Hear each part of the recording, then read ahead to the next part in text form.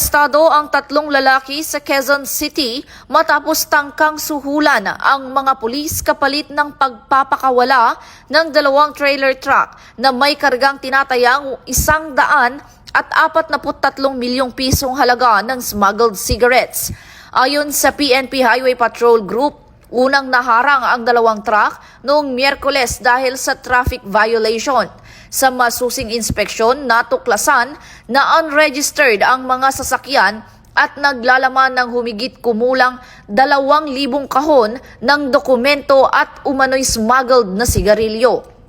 Sinabi ni HPG Director Police Brigadier General Hansel Marantan na galing ang mga kargamento sa Buwan, Batangas at patungo sana sa Valenzuela area.